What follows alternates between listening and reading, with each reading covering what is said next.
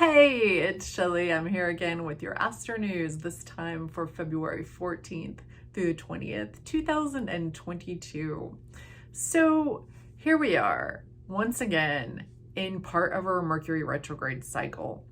On February 15th, Mercury goes back into Aquarius.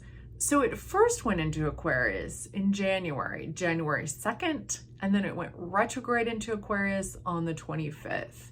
So now it's going direct again in the sign of Aquarius. So this is really when we see the full kind of extent of what it means to have a retrograde cycle. We have the first time when it was direct, the second time when it was retrograde, and the third time when it will be direct again. So you might look at those exact days or the days really close to those days, and if something significant came up for you, then it might come up again.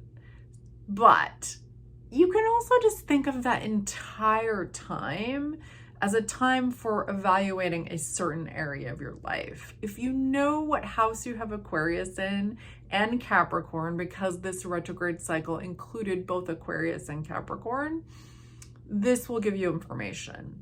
If not, just look to those themes of Aquarius. So Aquarius is about groups, it's about the collective, and Mercury in Aquarius is all about having a sharp wit, being able to make decisions, being really good at digital things. Mercury in Aquarius sees connections between everything. And it's really, really difficult to convince of something new without new information that makes sense. Once it has that information, it'll switch with no problem. But Mercury in Aquarius, and Aquarius has a staying power that is super, super helpful. So think about the area of your life that this might be landing in. And right now, when we're back in the direct part, going back over those issues once again, how can you move forward? And how can you move forward in such a way, because we're talking about Aquarius, that benefits everyone, that benefits the collective? This Mercury in Aquarius is going to be part of the Saturn-Uranus square story, where we're looking at tradition versus innovation. And it's probably not going to be felt a lot this week, but it's more of the story for next week. On February 16th, we have the moon in Leo. Leo, the sign of the lion, the sign of pride, the sign of attention, the sign that has a very full heart that needs to be expressed.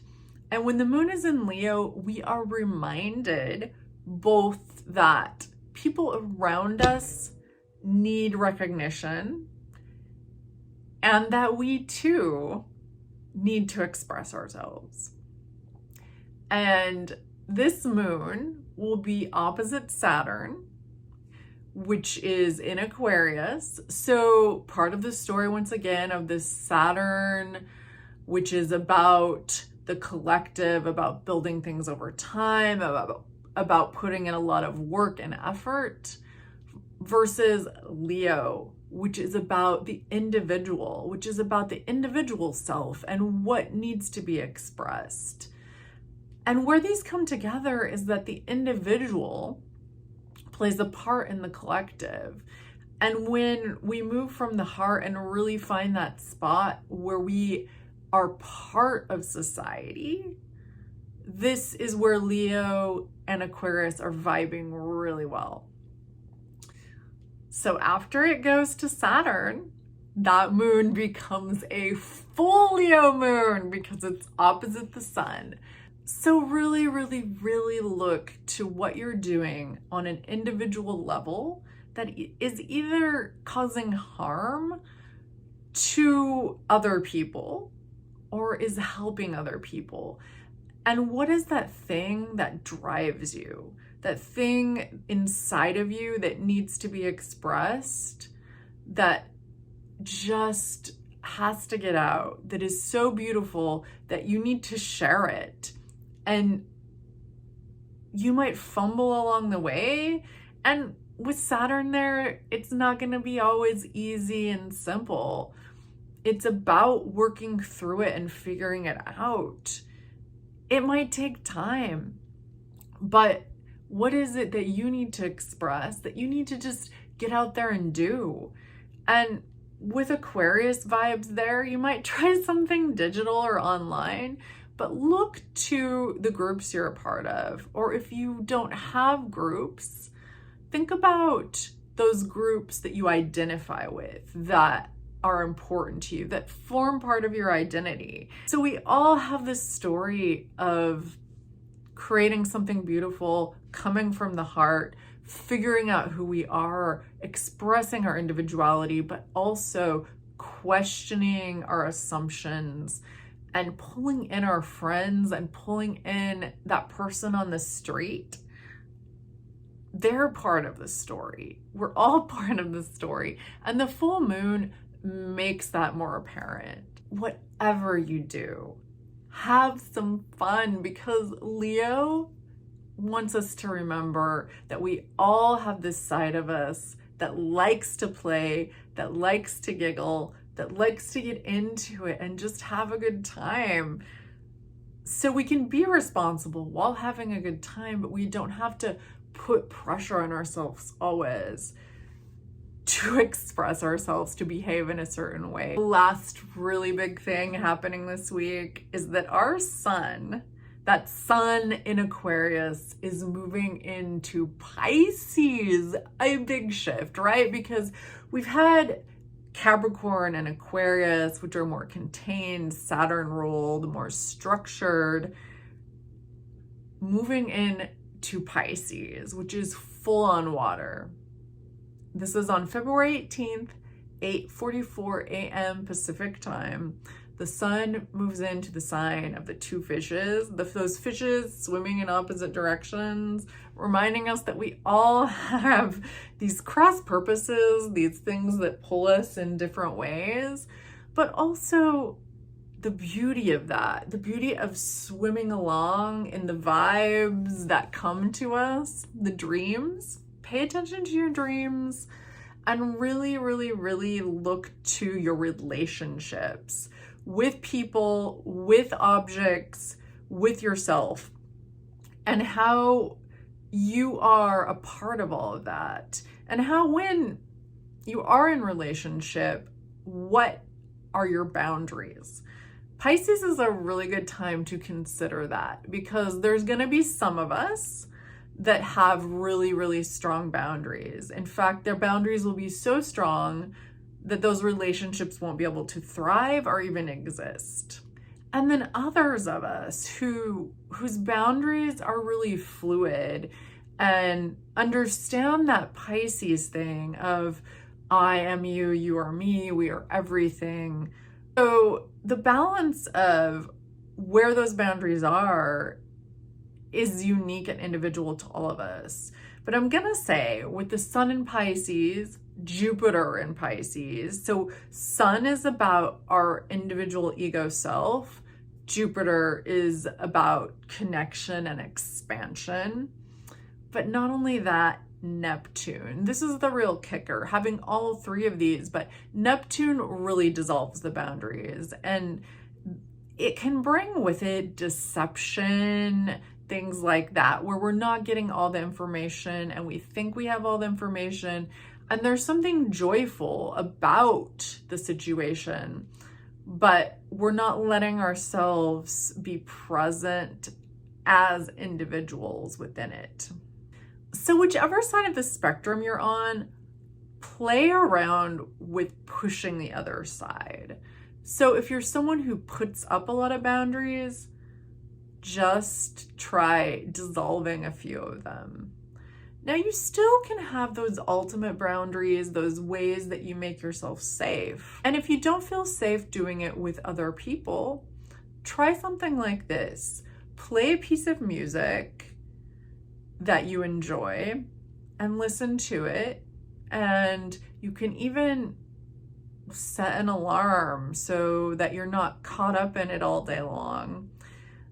And let yourself drift into the music and let that carry you away and just go wherever the music takes you.